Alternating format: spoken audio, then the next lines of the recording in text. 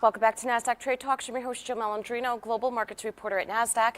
Joining me at MarketSite, we have Jeffrey Schulze. He's an investment strategist over at ClearBridge Investments. It's great to have you back with me on set. What a difference a year makes since we've had you back in 2018. We're talking about liquidity now, volatility, trade concerns. The R word was not even mentioned last year, so that's my question to you.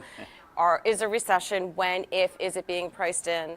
Well, I think the markets are pricing in a recession with the volatility that we've seen in the fourth quarter, but we think we're at least a year away from a recession at this point.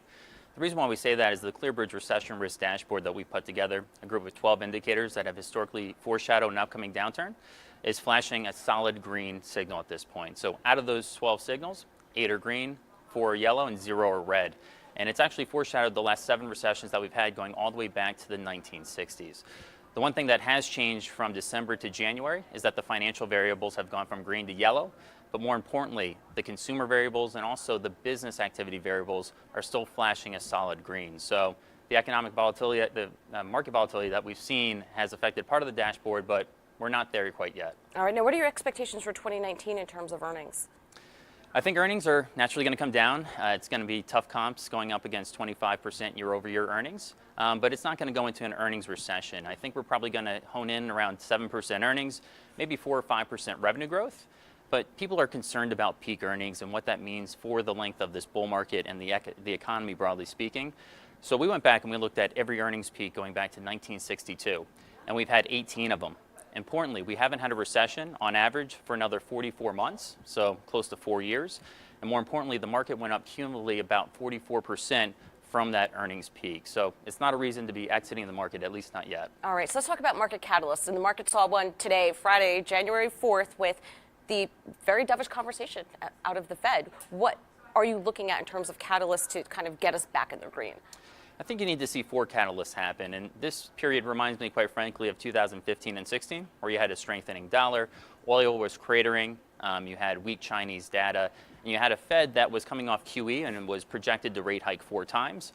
Of course, once we got to the first quarter of 2016, all of those dynamics changed, and we had a very robust rally both internationally and domestically. Right now, we've had some dovish comments out of the Fed recently with Powell's commentary today. I think oil's found a bottom with the OPEC agreement just a couple weeks ago.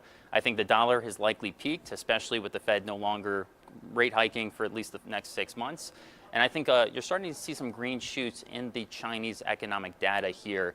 And the Chinese just announced this morning that they're providing more stimulus to their economy through rate cuts of another 100 basis points. So you're starting to see that puzzle come together, and I think that's what's going to lift markets up in 2019. Well, let's wrap it up with this. Is there a disconnect between what's happening with earnings, what's happening in the market, and the economy? Because the market and the economy seems like they're signaling 2 very different things.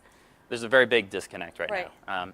As I mentioned, earnings are going to come down. Apple had a big miss just the other day, but I think the earnings will be able to hold up relatively well. But the economy, if you looked at the jobs number today, you have cycle high wage growth.